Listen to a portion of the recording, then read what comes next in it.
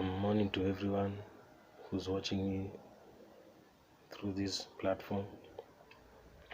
My name is Tubu Amungu, and I'm excited in sharing the message of Jehovah through anywhere I go, and it's always a pleasure and a blessing to me.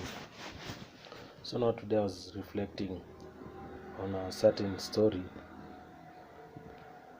whereby there was a dairy farmer who was packing a stack of grass, hay to be specific, so that he could feed his cows when there was no grass to feed the cows. So he was stocking up his hay store, and in the process of doing so he discovered that he had lost his watch in the stacks of hay he was piling,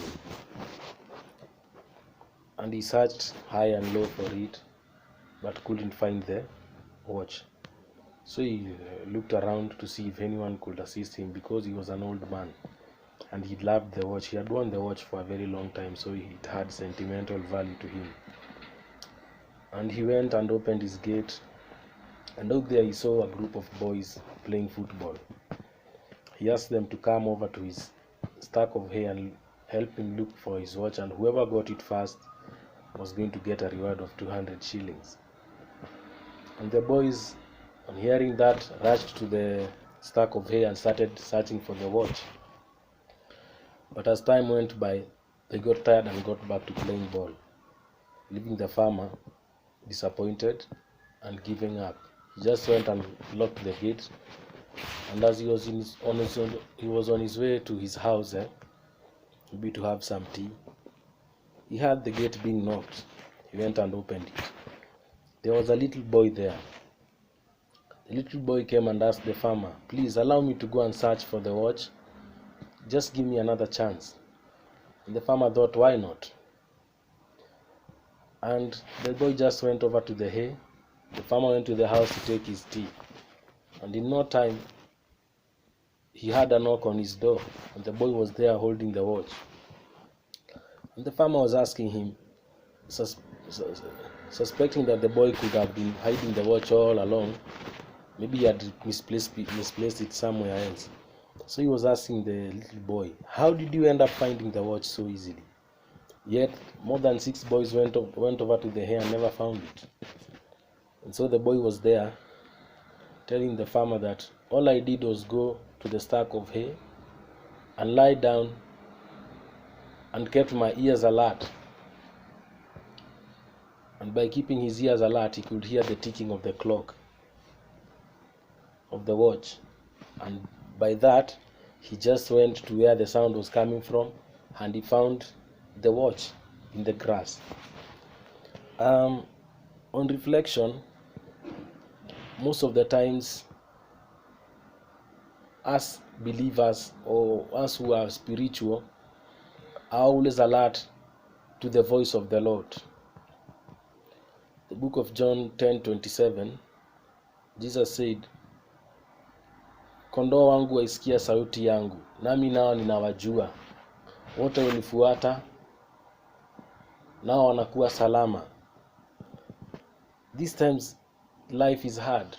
We are all there looking for the hand of God. We are all there looking for the voice of God. Everyone is doing it. Just like the many boys with the reward of being safe. We go looking for the watch all around. And when we find that we couldn't find the watch, we are there living and moving on to other things in life. And then it gets hard for us.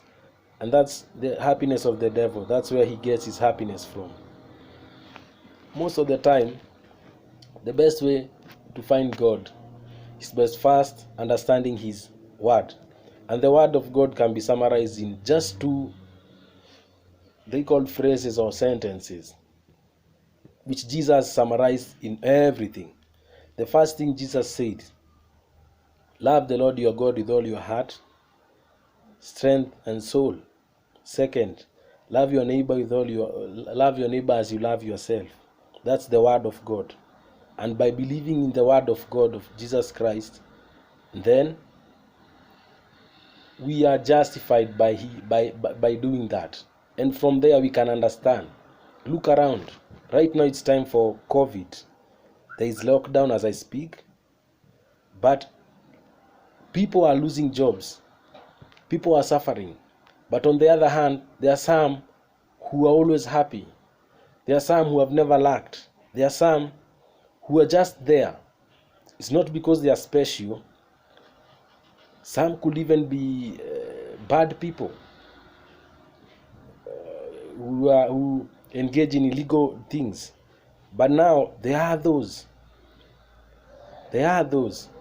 who live by understanding God. There are those who live with the word of God. There are those who live spiritually through connection. God is always there for his people.